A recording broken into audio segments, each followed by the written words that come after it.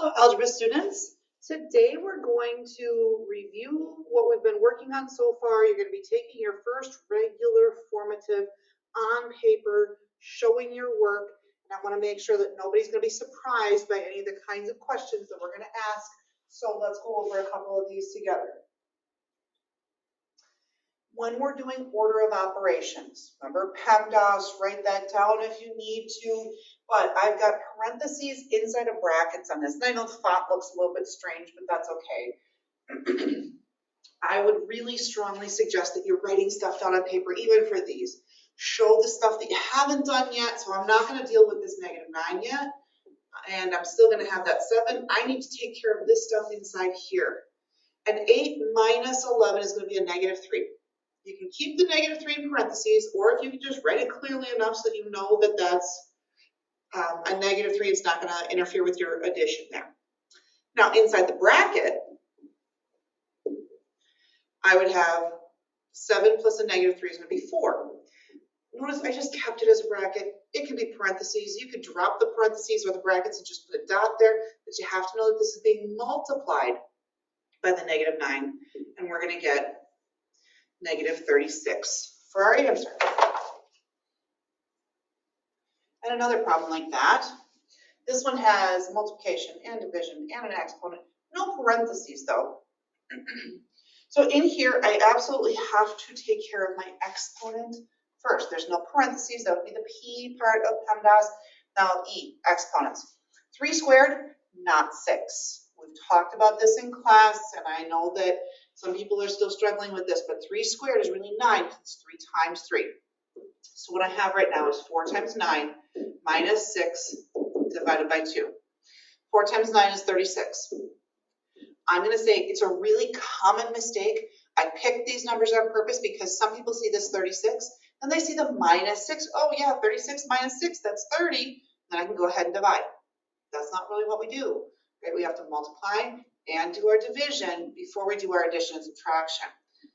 So I'm going to have 36 minus 3. Give me 33 for my answer. You'll also be solving equations on this formative quiz. And on here, when we're showing our work, because that's going to be the really important part, I have no doubt that some of you can look at this problem right now, know exactly what the answer is, and you think you can just write down the answer and you're all good. Without the work, you're getting very few points on here. The work is really what we're looking at. So this is saying x divided by -4 equals 20.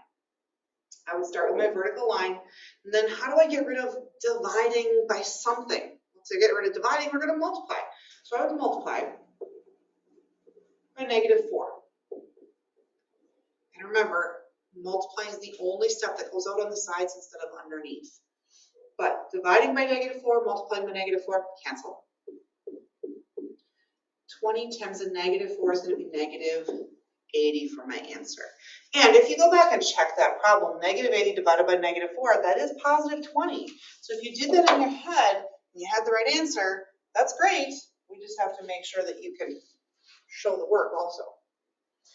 Okay, a little bit longer problem. So we've got some parentheses, which means I'm going to have some distribution, and we're going to have combining like terms before we actually even try to solve this equation. So we're going to have my subtraction. I'm going to do a keep, change, change. Not everybody likes to do that, and that's okay. You don't have to as long as you're careful. So I'll have 8 plus 2 times x is 2x. 2 times a -3 is a -6. This x, I don't like it being all by itself right there. I'm going to put a 1 in front of that. Equals 32. Now we're going to combine like terms. I always like to take care of my variables first. So 2x plus 1 more x would give me 3 x's. And 8 plus a -6 would be 2. It's a +2, so we really have +2.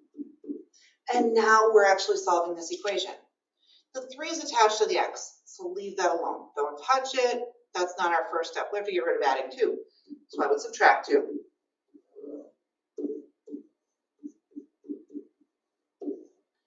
And then I don't want 3x, I just want x. So I have to divide by 3,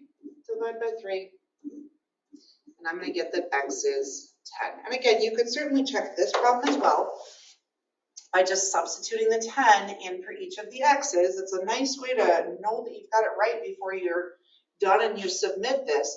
If x is 10, I would have 8 plus 2 times 10 minus 3 would be 7 plus another 10. So 2 times 7 is 14. 8 plus 14 is 22 plus 10 is 32, and that's what I had right there. There's going to be one of these quadrilateral problems. We talked about these in our lesson when we were just solving one-step or regular just one-step equations. And in this problem, I need you to know, like, just know that the sum of all of the angles in a quadrilateral is always 360. So I'm not trying to trick you. I'm not giving you some weird shape that you won't know that total. These are all quadrilaterals. It's going to be 360 degrees. On your formative, it'll be another quadrilateral. So it's always going to be 360. When it says write and solve an equation so that I can find x, I have to actually write this equation. And I'm going to write out the whole thing.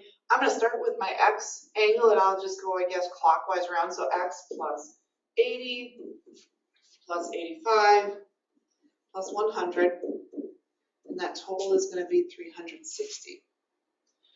So I still have my x. 80 plus 85 would be 165, plus another 100 would be 265. And now we can solve this. One more step. We would want to get rid of this 265.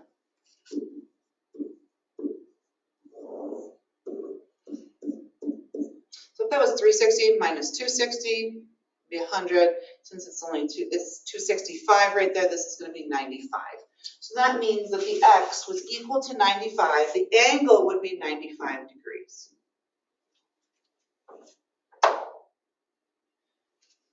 And a translation says write the algebraic equation and then solve it. And again, looking at this, some of you, I'm sure, could just crunch some numbers, maybe take a couple of guesses and get it, but we want the equation. So you need to know some of these words.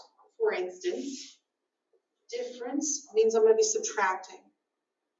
So when I say I've got 5 times a number, let's say 5x, and the difference of that and 10, that means minus 10, is my important word for equals. So there's my equation. Now I just have to solve that. So let's get rid of the 10 since it's not attached to the variable. And then we'll divide by 5.